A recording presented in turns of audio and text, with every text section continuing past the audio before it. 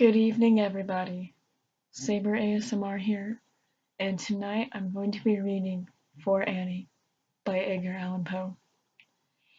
Thank heaven, the crisis, the danger is past, and the lingering illness is over at last, and the fever called living is conquered at last.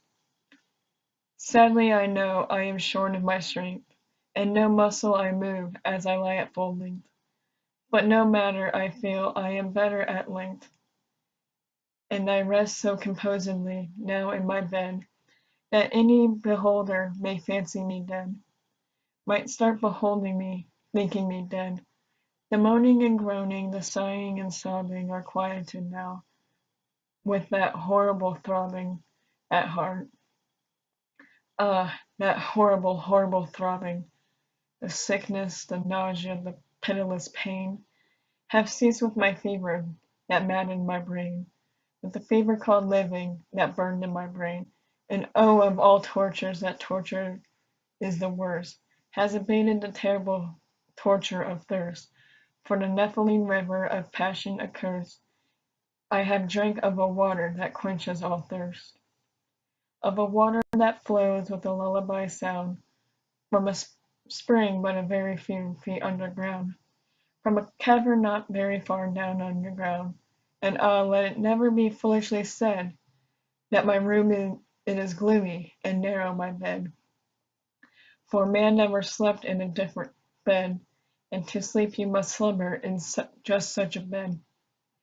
My tantalized spirit here blandly reposes, forgetting or never regretting its roses, its old agitations of myrtle and roses. For now, while so quietly lying its fancies, a holier odor about it of pansies, a rosemary odor commingled with pansies, with rue and the beautiful Puritan pansies. And so it lies happily, bathing in many a dream of the truth and the beauty of Annie. Drowned in the bath of the tresses of Annie, she tenderly kissed me, she fondly caressed, and then I fell gently to sleep on her breast, deeply to sleep from the heaven of her breast. When the light was extinguished, she covered me warm, and she prayed to the angels to keep me from harm, to the Queen of the angels to shield me from harm. And I lie so composedly now in my bed, knowing her love that you'd fancy me dead. And I rest so contently now in my bed, with her love at my breast, that you fancy me dead, that you shudder to look at me, thinking me dead. But my heart it is brighter than all of the many stars in the sky, for it sparkles with Annie, it glows with the light of the love of my Annie, with the thought and delight of the eyes of my Annie. Good night.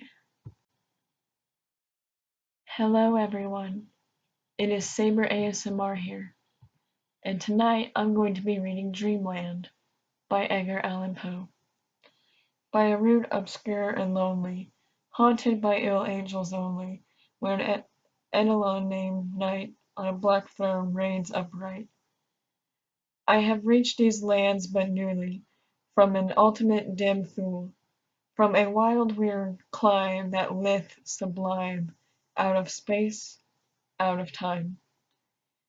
Bottomless vales and boundless floods, and chasms and caves and tightened woods, with forms that no man can discover for the dews that drip all over, mountains toppling evermore into seas without a shore, seas that restlessly aspire, surging unto skies of fire, lakes that endlessly outspread their lone waters, lone and dead, their still waters, still and chilly, with the snows of lulling lily. By the lakes that thus outspread their lone waters, lone and dead, their, their sad waters, sad and chilly, with the snows of the lulling lily. By the mountains near the river, murmuring lowly, murmuring ever. By the grey woods, by the swamp, where the toad and the newt encamp.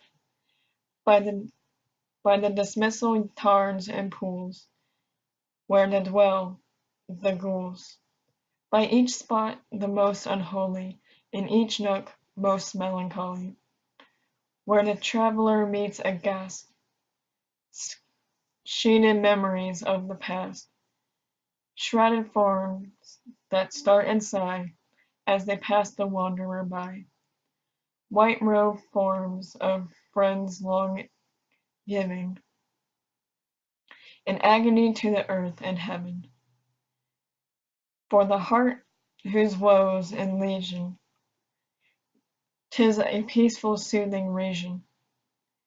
For the spirit that walks in shadow, 'tis, oh 'tis an Eldorado. But the traveller travelling through it may not dare, not openly view it, never its mysteries are exposed to the weak human eye enclosed. So wills its king, who hath forbid the uplifting of the fringed lid. And thus the sad soul that here passes beholds it but through darkened glasses, by a route obscure and lonely, haunted by ill angels only, where an Eidolon named Night on a black throne reigns upright. I have wandered home but newly from this ultimate dim thule. Hello everyone, it is Saber ASMR here, and I'm going to be reading The Haunted Palace by Edgar Allan Poe. In the greenest of our valleys by good angels tenanted, once a fair and stately palace, radiant palace, reared its head. In the monarch thought's dominion it stood there, never seraph spread a pinion over fabric half so fair, banners yellow, glorious, golden, on its roof did float and flow. All this was in the olden time long ago. And every gentle air that dallied in that sweet day along the ramparts, plumed and pallid, a winged odor went away. Wanderers in that happy valley, through two luminous windows, saw spirits moving musically to a lute's well-tuned law.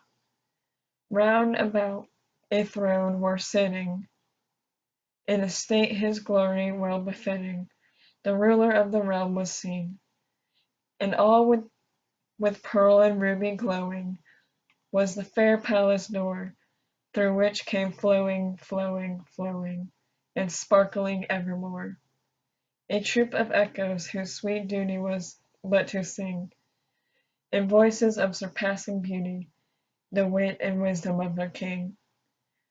But evil things in robes of sorrow assailed the monarch's high estate.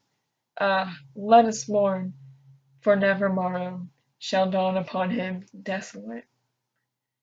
And round about his home the glory that blushed and bloomed is but a dim remembered story of the old time entombed, and travellers now within that valley, though the red litten windows, see vast forms that move frantically to a discordant melody, while like a ghastly rapid river through the pale door a hideous throne rushed out forever, and laughed, but smiled no more.